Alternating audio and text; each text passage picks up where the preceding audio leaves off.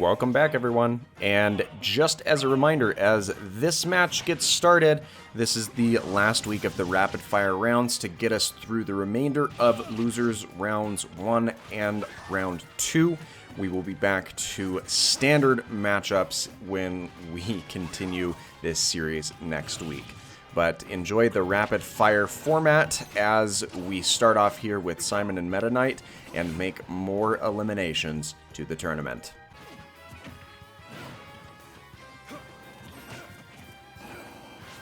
Simon is out here with a commanding demonstration of force against this Meta Knight. Despite Meta Knight being the more versatile combatant, he falls relatively quickly, and Simon finishes out round 1 with 2 stocks to spare.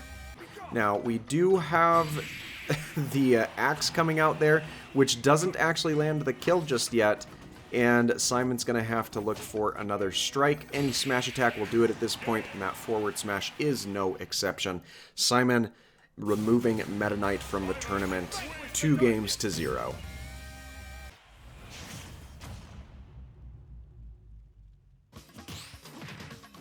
Little Mac keeping things pretty even with Luigi, all things considered, and there is the KO punch online, but it's not going to be enough as Luigi's able to send Little Mac off the right-hand side of the stage and then gimp his recovery. So Luigi takes advantage into game 2, and we'll see if Little Mac can rally and turn things around. And Little Mac is struggling to make a comeback here. He barely manages to make his way back to stage with those magnet hands off of his recovery, but Luigi has a very significant lead, and Little Mac is not going to be able to do anything to rally after that wild haymaker that sent him off to the left. And everyone loves an underdog, but this time it's just not the tournament for Little Mac, and Luigi will continue his loser side run. Now, Lucario does have the benefit of his aura kind of helping him maintain a semblance of efficiency, but as Chrom attempts to recover back, he clips Lucario with the front end of that sword, and that is going to give Chrom game 1 here. Chrom doesn't finish off the Dancing Blade full connection there, and that could have been curtains for Lucario had he ended it, but that counter is going to put him in a dangerous spot. Doesn't get the 2-frame with the neutral B, but manages to get the dash attack as Lucario bounces up on the recoil from his own stage-bound up B. And Chrom continues today's trend thus far of closing out games 2-0. We'll have to see if Sans can continue to rally here, or if Fox is going to be able to close things out and move on to a Game 2 match where, according to the trend of the day, he would have the favored interaction. But it looks like these two are going to continue to dance around a little bit as they seek to build up their damage a little bit more. We were on about equal footing, but we've got that secret missile coming in from Sans from downtown all the way across the screen, and that gives him the win here despite trailing for most of this first match. Sans looking to close things out here as we round out Game 2, and has a very considerable lead, basically an entire stock ahead at this point, and that down tilt as Fox attempts to recover back to stage does cause him to fall. Fox is out of the tournament, and Knee Gunner Sans will continue the loser side run.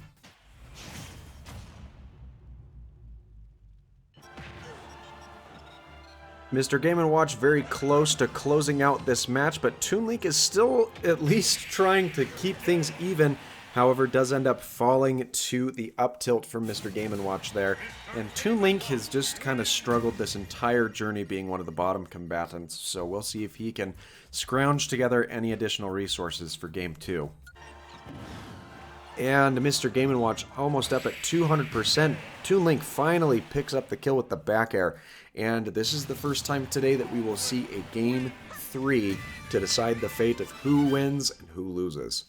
but he was really looking for a strong connecting strike to finish things out here. If he lands a back air, that could potentially be an absolutely devastating finisher for Toon Link. Really, any significant strike at this point from Mr. Game & Watch will finish things off.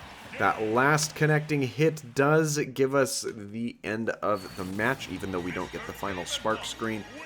And Mr. Game & Watch will continue on the loser's side run here. And Daisy is really kind of struggling to keep tabs here, though she did pick up a nice kill on the second stock with a Bob-omb. However, it's not going to be enough to answer the back air from Banjo and Kazooie, and they will take the early lead.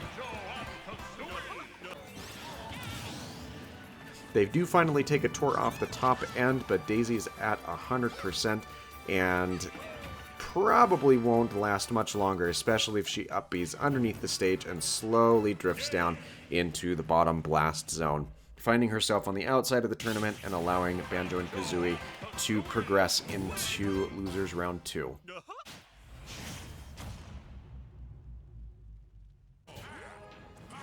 Wario managing to keep things fairly even with Dark Samus here. Dark Samus, of course, is racing down, trying to recover a lot of the lost damage that she's had, and is doing a fairly good job at that. Wario jumping into the super missile there certainly didn't help, and gets the spot dodge around the grab as he whips the bike out again. A strong hit from Wario could very easily finish off Dark Samus's last stock of this first game. That back air wasn't it, but she chases him off, and she's unable to recover off of that right-hand side after the offstage pressure from Wario there. Wario is maintaining a very dominant position here in Game 2. Despite being at a fairly high percent on his second stock, he has a considerable lead over Dark Samus and will likely be putting her on the outside of the tournament as she goes flying into the left side blast zone. She does manage to make it back to ledge just barely before getting footstooled too low to recover, and Wario picks up the win 2-0, which has been a very common theme throughout today's matches.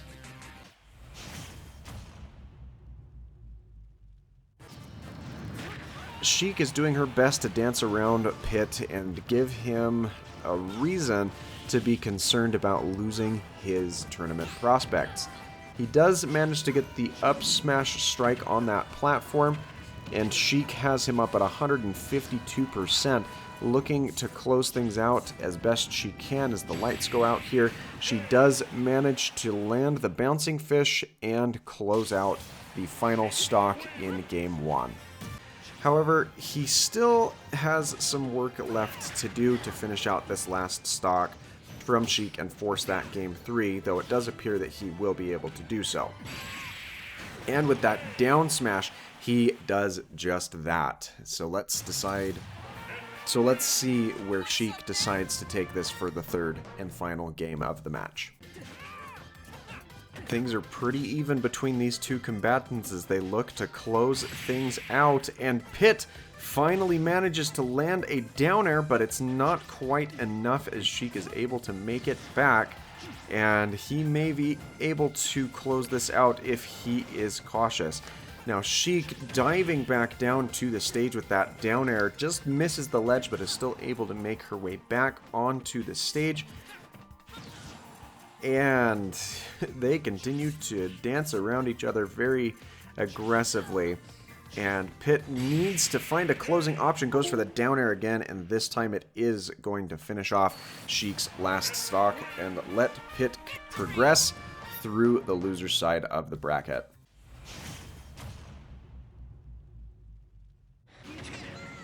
Nana and Popo having some trouble keeping even with Captain Falcon and his bursty damage offense here.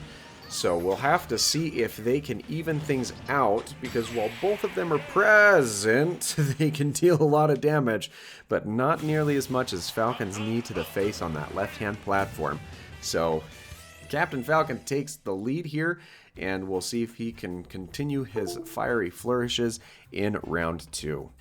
And Captain Falcon, looking to make a statement here and close things out against these Ice Climbers, manages to land another knee and dispatches of Nana, which does not allow Popo to recover back to stage, and a very flashy display there from Captain Falcon to round out that second game and progress through the loser side of the tournament.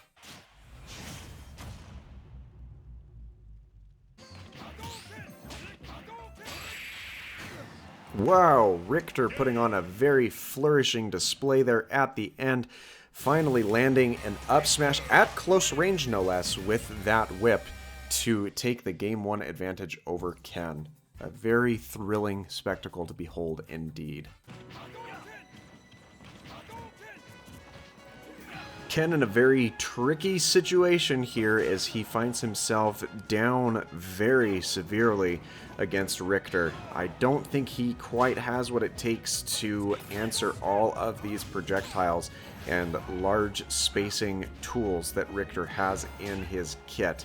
And as he continues to lash out with that whip and create some space out and away from him, Ken is sent far off into that right blast zone. He does manage to make it back, but shortly after doing so takes one of those axes to the face, and Richter is going to progress through loser's side, eliminating Ken in the process.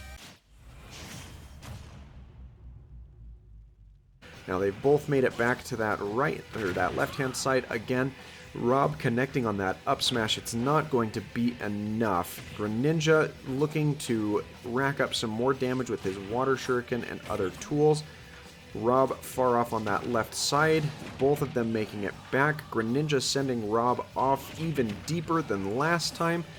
And slowly but surely making a comeback here as he contests the position of R.O.B and his prowess here, as R.O.B was several tiers higher in the ranking. But R.O.B does finish things off with that back air, and we'll have to see how Greninja attempts to retaliate in Game 2. We've got R.O.B on the right-hand side, making his approaches very cautiously, gets the Nair connection, and doesn't get any sort of retaliation off of that follow-up strike. R.O.B being able to make it down from very low depths and safely recover back to the stage. He should be very capable of keeping pace with this Greninja. Looking for a strong strike, and air dodges around the retreating down air from Greninja and gets knocked around a little bit as he goes for a finishing move here. That laser does not connect as Greninja was recovering way too low. The forward air not going to do it here. And that gyro is not going to be unleashed, but the down smash on that top side of the right-hand platform will actually connect and take Greninja's last stock. And that moves us into the last match of Loser's Side Round 1.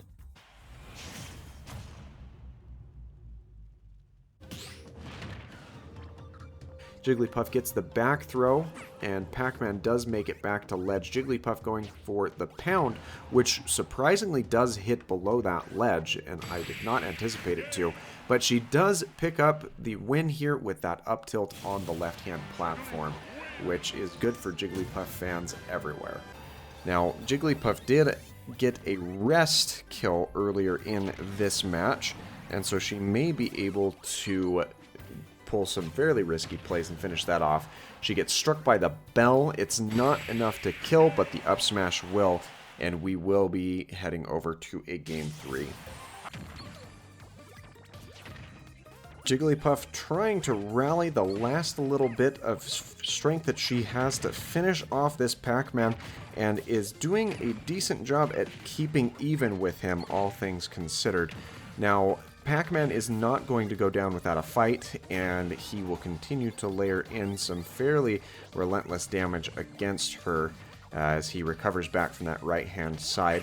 Needs to be cautious while dancing around that hydrant, and Jigglypuff needs to find a finishing option and does so with that up smash. Very well done from the Jigglypuff.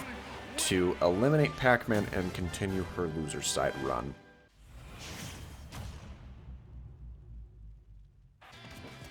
However, Hero is going to continue to attack into his opponents wherever he can, and he manages to pick up the win with the kaboom. Absolutely unprecedented rally from Hero to come back and win that match. We've got more strikes coming in from Hero here to help even things out. We've got the side B coming through to land more damage. He does manage to make it back to ledge there and is relatively low on magic points at this point in time. Isn't going to be able to close out anything against Pikachu with that low of mana on his side. Both combatants up at about that 100% mark. The forward air from Hero is going to be a nice addition, but it does not close things out. We've got the close range side B from Hero coming out, and he hits Pikachu with it again as Pikachu attempts to drift back to ledge, giving Hero the 2-0 victory in this match.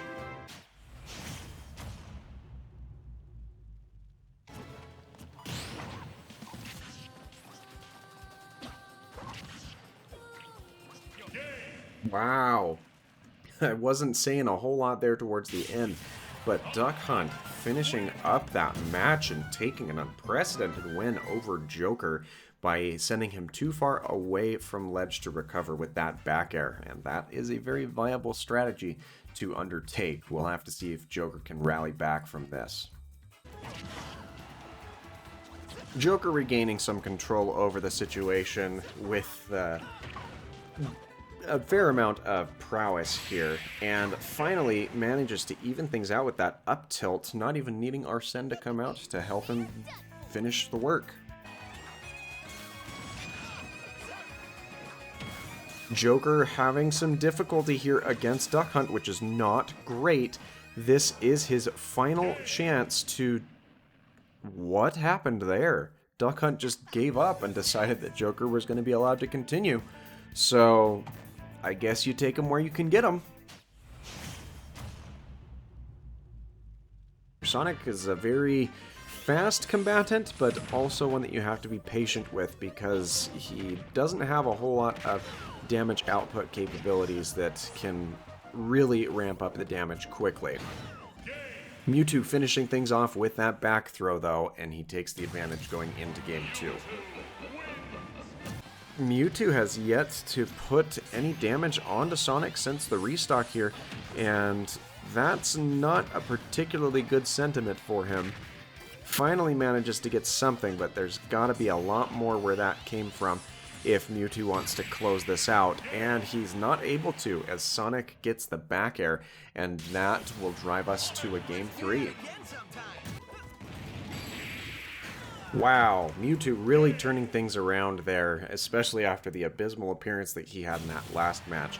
Finishing things off with an up smash that really kind of states that he is here to take names on the loser's side of this bracket.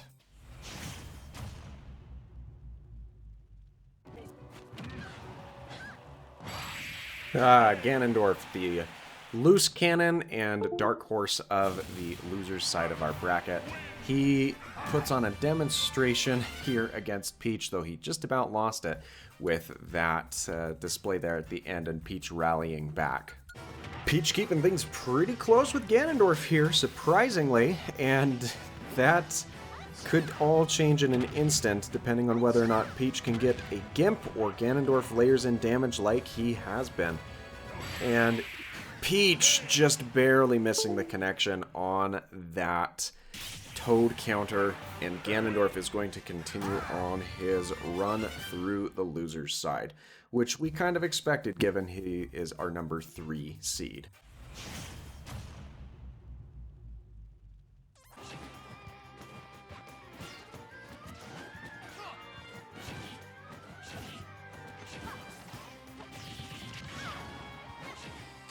Min Min and Dark Pit here trying to finish things out, and Dark Pit has done decently well, but he's had some trouble with Min Min rallying back in this fight.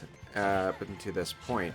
So we'll have to see if he can close in and get that finishing strike that he wants, or if he's going to have to try and rally back in later rounds. Min Min far off to the left. She's going to make it back with that up B recovery, and then promptly throws out a down smash after a ledge roll and picks up game 1.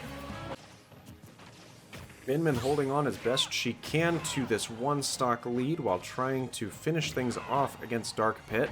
Dark Pit not doing as well without platforms to retreat to, which isn't exactly what you want to hear. He does pick up a kill at the right-hand ledge with that rapid jab, and Min Min now looking to close things out promptly before things get too dicey here. She does have the powered up arm from the throw that she was able to execute off of the restock. Goes for the up B down air, which doesn't land, but promptly runs over, lands an up smash, and Dark Pit is in the outskirts of the tournament to not be heard from again. But Yoshi has been doing a lot better at consistent onslaught, and appears to be doing the same here as the final stocks for both characters wind down. And that back air, well, that's going to do it for Marth, and Yoshi takes an early lead. Marth is in another tricky spot here against Yoshi, trying to close things out. And he could potentially turn things around if he is meticulous in using those tippers and lands a significant strike. But that up B recovery just barely misses clipping to ledge, and Yoshi removes Marth from the tournament.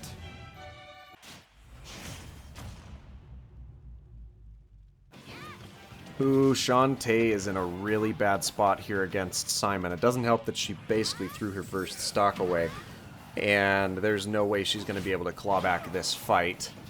But she might have to start thinking about some counter strategies for picking up a more advantageous position in the second match here and try and rally back that way. Simon throws that axe, and Shantae rolls back into it, which is never what you want to see, but sometimes that's just kind of the way things go.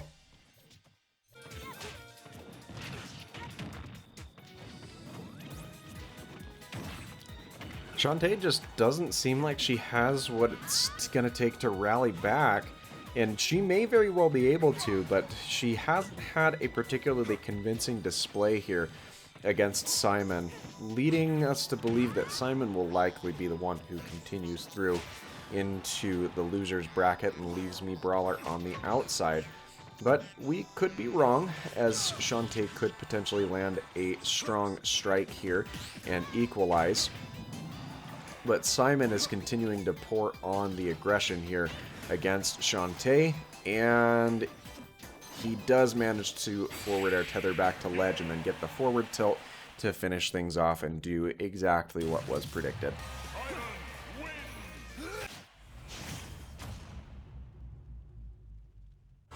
But Ryu should be able to finish things fairly quickly should he land a strong strike here. And again, Luigi is pretty good at keeping his distance and only bringing his opponents in when he absolutely wants to. That misfire does not connect, and Ryu gets the parry into up tilt, and that is going to give Ryu the advantage here. Closing things out here, Luigi's trying to make a move on Ryu to force a Game 3 situation, and Ryu doesn't want that to happen by any means. Luigi gets the shield on the Tatsumaki side B there from Ryu. Ryu does make it back to the right-hand ledge after getting the back throw from Luigi. Luigi's back throw this time around, though, that is going to be enough, and we will be seeing a Game 3 between these two combatants. Ryu's made it back to the ledge there, but Luigi's going to try and finish things off as best he can, and does so with that back air, giving Luigi the progression into the third round of the loser's side of the bracket. And both Ken and Ryu find themselves outside the tournament.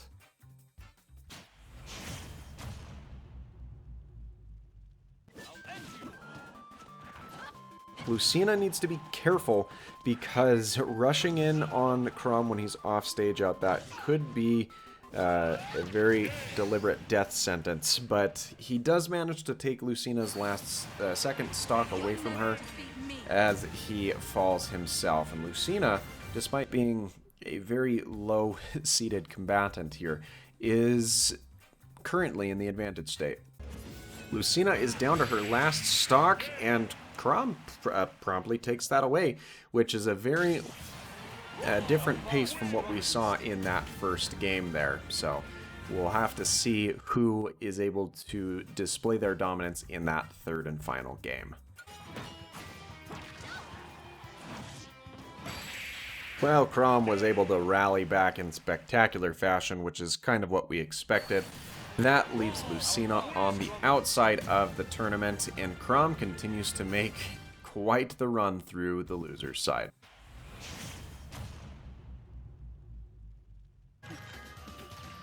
Mr. Game & Watch is in a little bit of a sticky situation. He had an out with his oil pail, but actually burnt it. It filled up with one application of Sans' charge shot, and he goes ahead and finishes that last stock with an up tilt, which is not perhaps the expected result of what we were looking to see, but we'll have to see if Mr. Game & Watch can retaliate. Sans is putting on a show here against Mr. Game & Watch, got 3 stocks of his own still, and he gets away from that get-up attack from Mr. Game & Watch there. The rapid jab's not going to be enough to do it, and Sans has a charge beam on lockdown, lets it fly. It's not enough, but Mr. Game & Watch is in a very sticky situation here, looking to finish things off, and we have the 3 stock with what I assume was a neutral air, and Sans progressing swimmingly through this loser side bracket.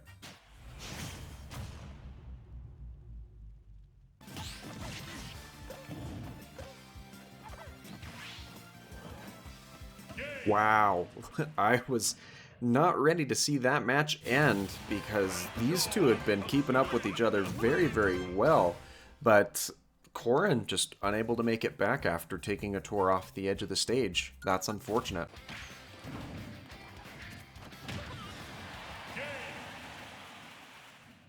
That was an absolutely devastating encounter between CORRIN and BANJO and KAZOOIE, proving that BANJO and KAZOOIE, despite being on loser's side, is still a very, very scary combatant.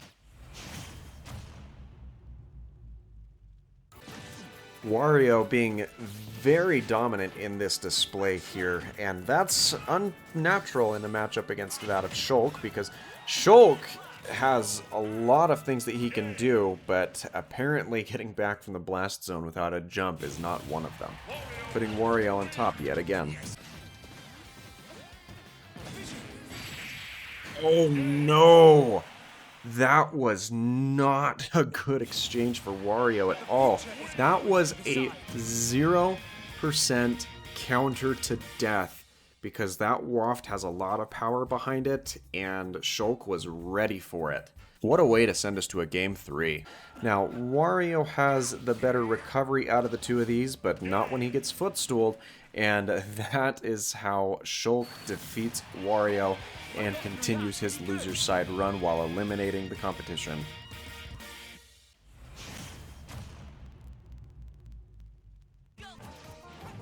Pit needs to find a killing option if he wants to end things. Pokemon Trainer's just throwing out those Flare Blitz with Charizard, not getting anything significant with it apart from free damage that Pit doesn't have to do to his own opponent here. And that down air is going to do it, and Pokemon Trainer's going to have to try and claw their way back into this one, especially for being the number 8 seed. We might see the switch over to Ivysaur here in a brief second, especially after all of these connecting hits here that are really giving Pokemon Trainer some trouble. The forward air from Pokemon Trainer's Squirtle isn't going to be enough there, and Pit doing the Panic Up B to get out of there, which allows a free follow-up from Squirtle, and that does bring us into a Game 3 situation. Charizard coming out, making it back to the left-hand ledge here. We've got the forward throw, and that is going to be it. Pokemon Trainer pulling through and progressing through the loser side.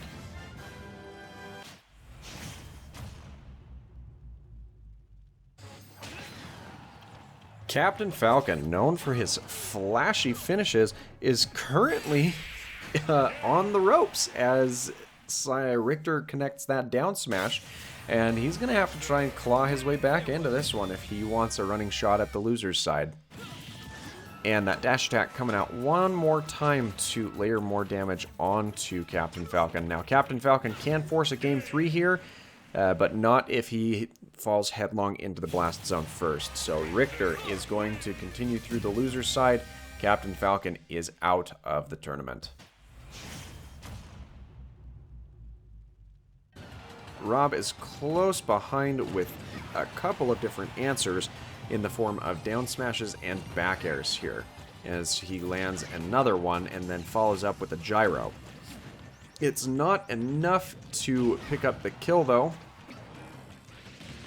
and that side B, that rotor arm, it works very well, covers a lot of space, and R.O.B is going to take the advantage over Inkling early on.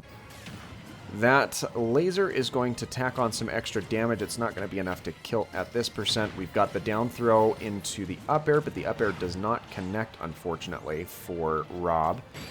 And that back air will finally finish things out.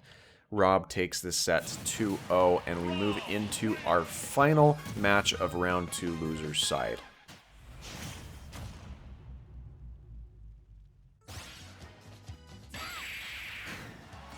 Wow, Ness putting on an absolutely dominant display there against Jigglypuff, which we would expect from our #1 seed, and he's had a little bit of time to work out some rebound strategies here. But we'll see if he can hold on to that as we continue into Game 2.